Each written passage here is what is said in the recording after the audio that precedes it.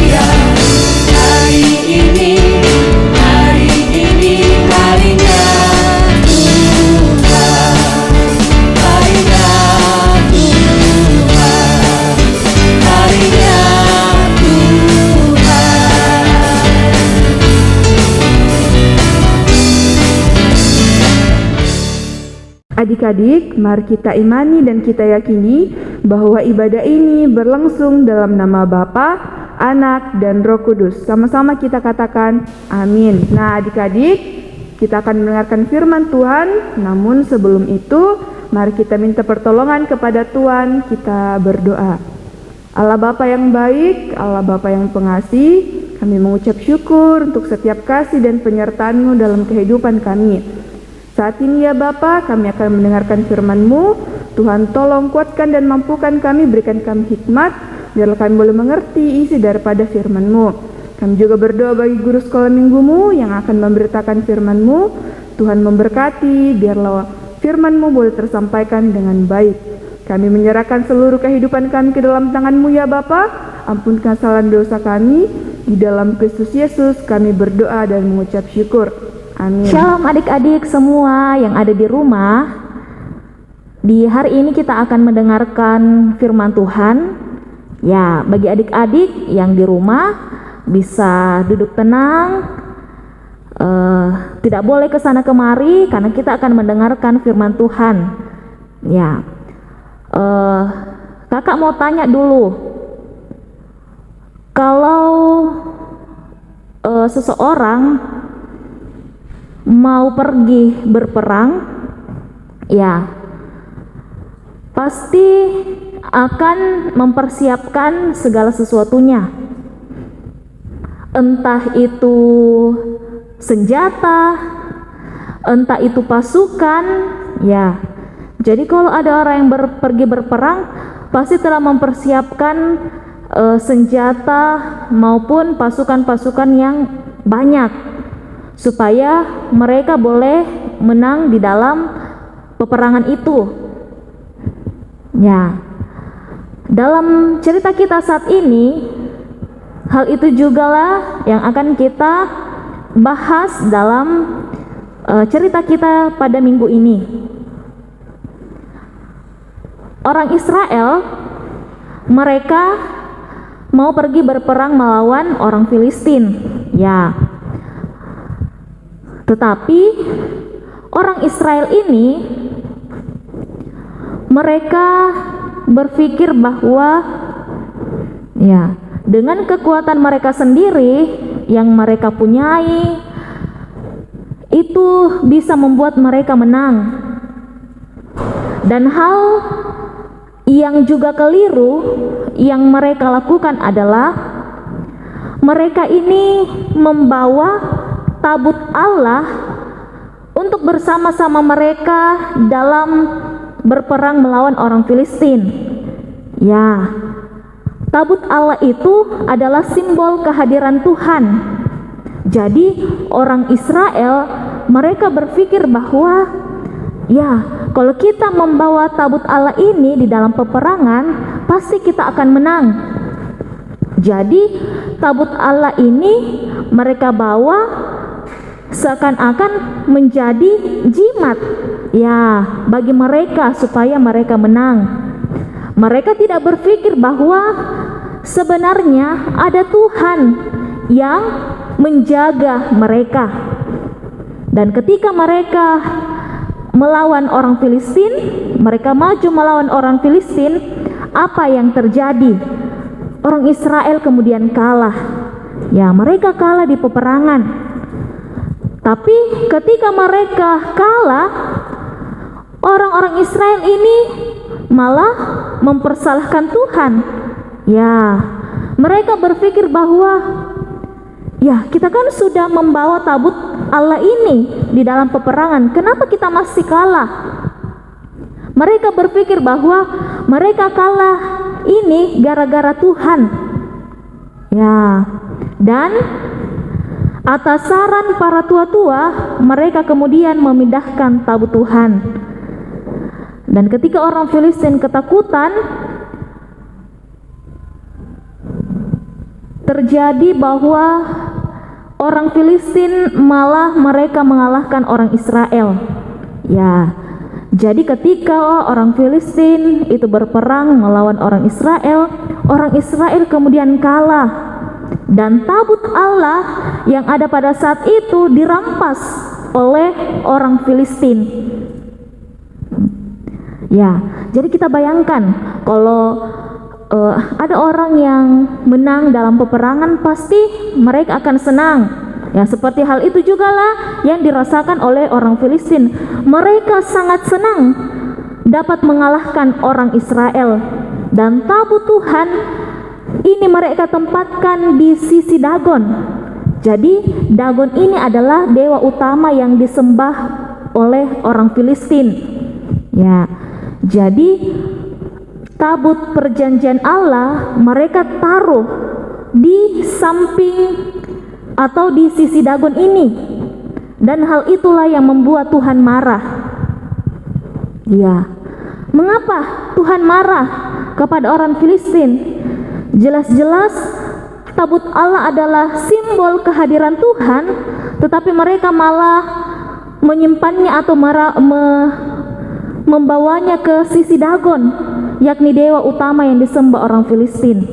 Itu yang membuat Tuhan akhirnya menghukum orang Filistin dengan sakit borok. Ya, jadi bayangkan ya bagaimana keadaan orang Filistin saat itu.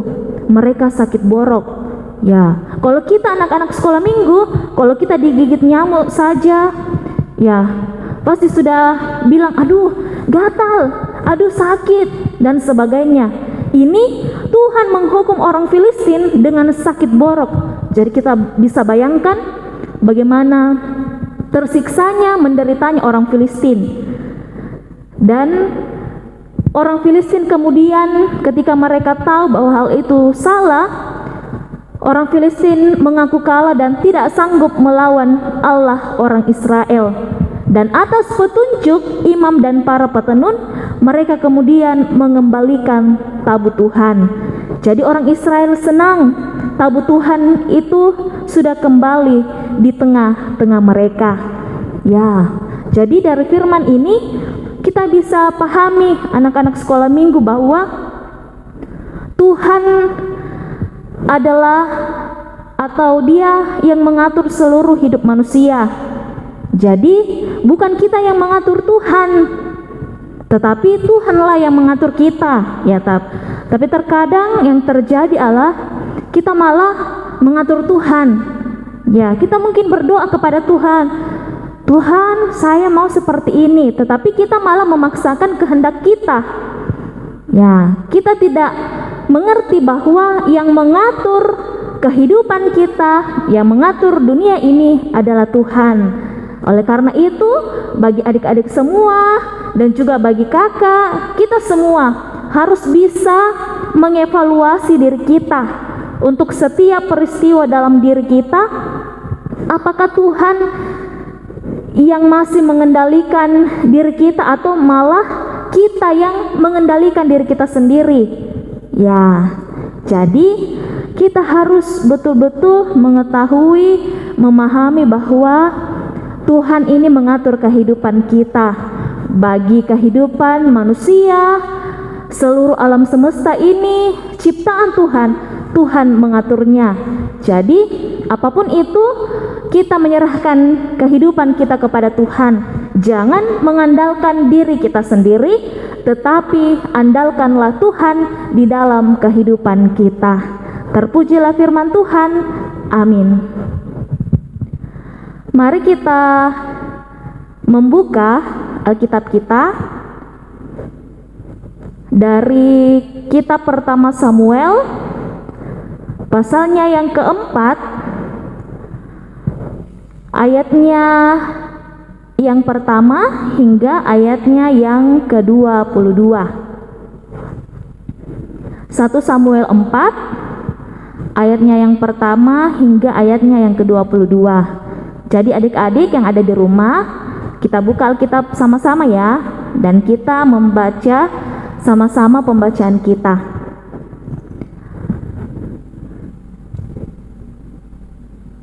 Tabut Tuhan dirampas. Orang Israel maju berperang melawan orang Filistin dan berkemah dekat Ebenezer, sedang orang Filistin berkemah di Afek. Orang Filistin mengatur barisannya berhadapan dengan orang Israel. Ketika pertempuran menghebat, terpukullah kala orang Israel oleh orang Filistin yang menewaskan kira-kira 4.000 orang di medan pertempuran itu. Ketika tentara itu kembali ke perkemahan, berkatalah para tua-tua Israel, "Mengapa Tuhan membuat kita terpukul kalah oleh orang Filistin pada hari ini? Marilah kita mengambil dari Silo tabut perjanjian Tuhan, supaya ia datang ke tengah-tengah kita dan melepaskan kita dari tangan musuh kita." Kemudian bangsa itu menyuruh orang ke Silo, lalu mereka mengangkat dari sana tabut perjanjian Tuhan semesta alam yang bersemayam di atas para kerub. Kedua anak Eli, Hofni dan Pinehas, ada di sana dekat tabut perjanjian Allah itu. Segera sesudah tabut perjanjian Tuhan sampai ke perkemahan, bersoraklah seluruh orang Israel dengan nyaring sehingga bumi bergetar. Dan orang Filistin yang mendengar bunyi sorak itu berkata, "Apakah bunyi sorak yang nyaring di perkemahan orang Ibrani itu?" Ketika diketahui mereka bahwa tabut Tuhan telah sampai ke perkemahan itu, ketakutanlah orang Filistin, sebab kata mereka, Allah mereka telah datang ke perkemahan itu. Dan mereka berkata, "Celakalah kita, sebab seperti itu belum pernah terjadi dahulu. Celakalah kita, siapakah yang menolong kita dari tangan Allah yang maha dahsyat ini? Inilah juga Allah yang telah menghajar orang Mesir dengan berbagai-bagai tulah di padang gurun. Kuatkanlah hatimu dan berlakulah seperti laki-laki, hai orang Filistin, supaya kamu jangan menjadi budak orang Ibrani itu, seperti mereka dahulu menjadi budakmu. Berlakulah seperti laki-laki dan berperanglah." Lalu berperanglah orang Filistin sehingga orang Israel terpukul kalah. Mereka melarikan diri masing-masing ke kemahnya. Amatlah besar kekalahan itu, Dari pihak Israel gugur 30.000 orang pasukan berjalan kaki. Lagi pula tabut Allah dirampas dan kedua anak Eli, Hofni dan Pinehas tewas. Seorang dari suku Benyamin lari dari barisan pertempuran, dan pada hari itu juga ia sampai ke Silo dengan pakaian terkoyak-koyak dan dengan tanah di kepalanya. Ketika ia sampai, Eli sedang duduk di kursi di tepi jalan menunggu-nunggu, sebab hatinya berdebar-debar karena tabut Allah itu. Ketika orang itu masuk ke kota dan menceritakan kabar itu, berteriaklah seluruh kota itu. Ketika Eli mendengar bunyi teriakan itu, bertanyalah ia, "Keributan apakah itu?" Lalu bersegeralah orang itu mendapatkan Eli dan memberitahukan kepadanya. Eli sudah 98 tahun umurnya dan matanya sudah bular sehingga ia tidak dapat melihat lagi. Kata orang itu kepada Eli, "Aku datang dari medan pertempuran. Baru hari ini aku melarikan diri dari medan pertempuran." Kata Eli, "Bagaimana keadaan anakku?"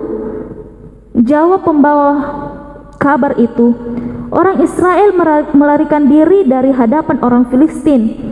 Kekalahan yang besar telah diderita oleh rakyat. Lagi pula kedua anakmu Hofni dan Pinehas telah tewas dan tabut Allah sudah dirampas." Ketika disebutnya tabut Allah itu, jatuhlah Eli telentang dari kursi di sebelah pintu gerbang. Batang lehernya patah dan ia mati, sebab telah tua dan gemuk orangnya. 40 tahun lamanya ia memerintah sebagai hakim atas orang Israel. Adapun menantunya perempuan, istri Pinehas, sudah hamil tua. Ketika didengarnya kabar itu, bahwa tabut Allah telah dirampas dan mertuanya laki-laki serta suaminya telah mati, duduklah ia berlutut lalu bersalin sebab ia kedatangan sakit beranak. Ketika ia hampir mati, berkatalah perempuan yang berdiri di dekatnya, "Janganlah takut, sebab engkau telah melahirkan seorang anak laki-laki." Tetapi ia tidak menjawab dan tidak memperhatikannya. Ia menamai anak itu Ikabod, katanya, "Telah lenyap kemuliaan dari Israel, karena tabut Allah sudah dirampas, dan karena mertuanya dan suaminya," katanya, "telah lenyap kemuliaan dari Israel, sebab tabut Allah telah dirampas." Amin. Ya, firman Tuhan yang telah kita baca dan telah kita renungkan, dan yang menjadi pokok cerita kita dalam minggu ini, yaitu tabut Tuhan di tanah Filistin. Jadi pokok cerita kita adalah tabut Tuhan di tanah Filistin. Jadi dari pembacaan kita tadi, kita bisa melihat ayat-ayat yang kemudian kita boleh baca kembali, itu dari 1 Samuel 4 ayatnya yang ketiga hingga ayatnya yang ke-11. Jadi adik-adik semua yang ada di rumah bisa membaca kembali bahan bacaan kita supaya lebih dijelas, lebih mengerti, dan minggu depan kita boleh kembali untuk cerita kita yang baru. Demikianlah firman Tuhan. Haleluya. Amin. Nah, adik-adik, untuk merespon pembacaan firman kita pada hari ini, bersama-sama kita menyanyi Allahku Besar.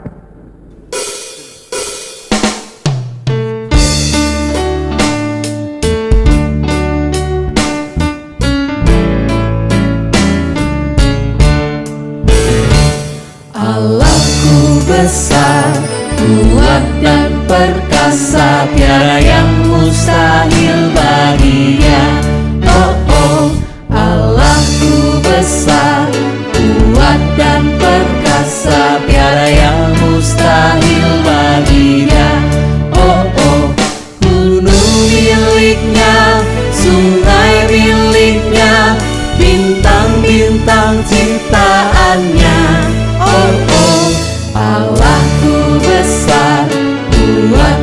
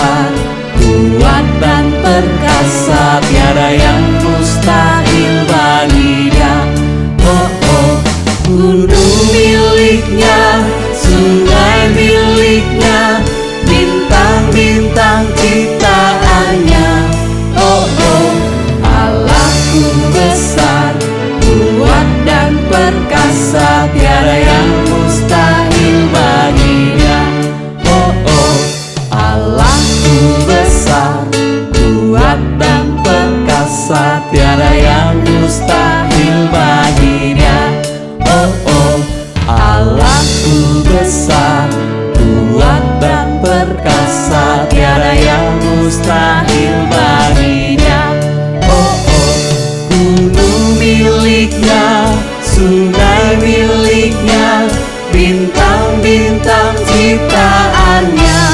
Oh oh, Allahku besar, kuat dan perkasa, tiada yang mustahil baginya. Oh oh. Nah, adik-adik, tiba saatnya kita akan memberikan persembahan kita kepada Tuhan. Kita memberikan persembahan kita sambil bernyanyi, bawa persembahanmu.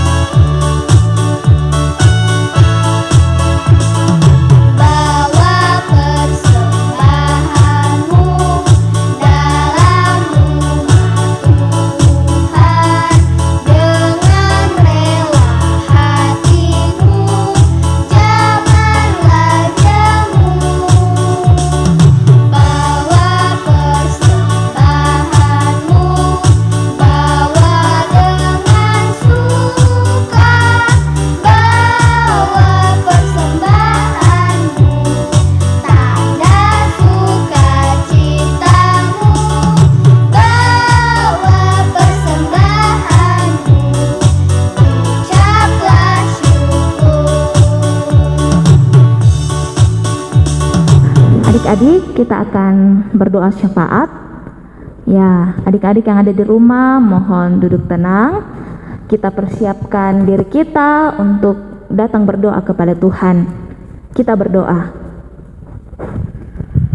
Tuhan Yesus yang baik, terima kasih ya Tuhan, di hari Minggu ini walaupun kami beribadah di rumah kami masing-masing, tetapi itu tidak menjadi penghalang bagi kami untuk datang beribadah kepadamu.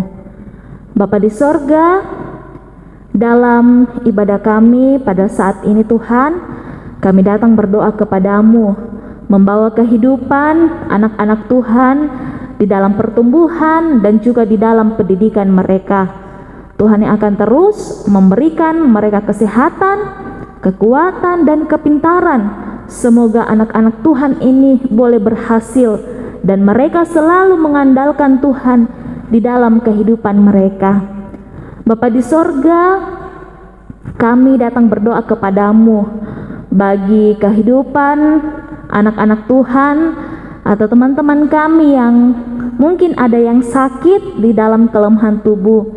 Siapapun mereka ya Tuhan, Tuhan kiranya datang di dalam kehidupan mereka, menguatkan mereka dan menyembuhkan mereka.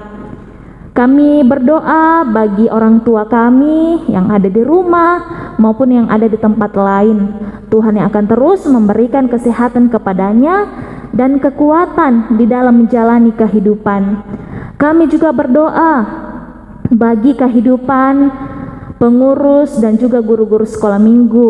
Tuhan kiranya memberkati Bapak dan Ibu guru kami serta pengurus yang ada di dalam menjalani kehidupannya, di dalam pekerjaan mereka dan juga di dalam tanggung jawab pelayanan.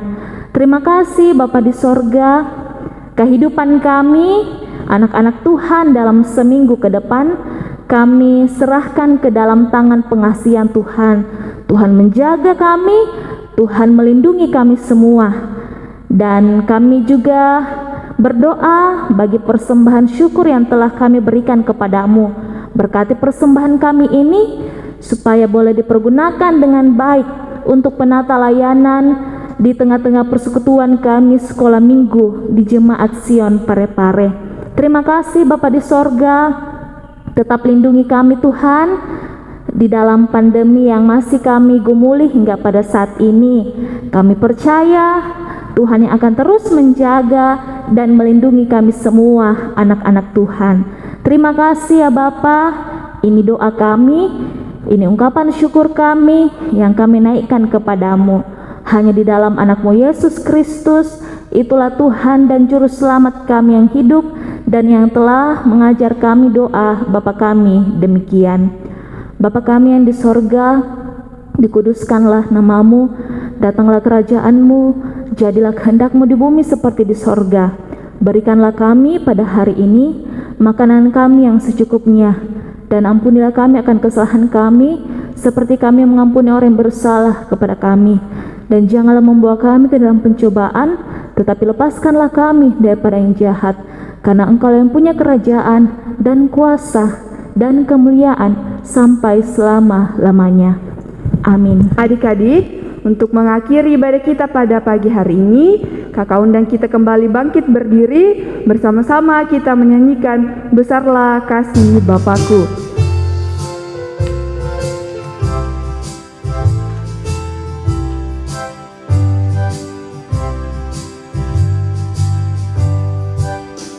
Besarlah kasih Bapakku, selalu melingkupiku, di mana-mana diriku diasuhnya.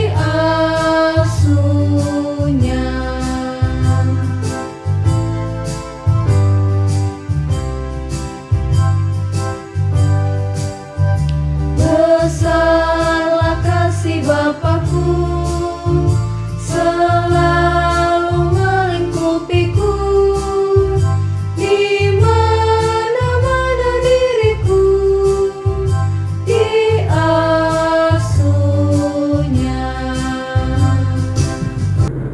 Mari bersama-sama kita menerima berkat dari Tuhan. Kiranya Allah mengasihani kita dan memberkati kita, dan kiranya Tuhan menyinari kita dengan wajah-Nya. Sama-sama kita katakan amin. Nah adik-adik, demikianlah ibadah kita pada pagi hari ini. Tuhan Yesus memberkati. Selamat hari Minggu.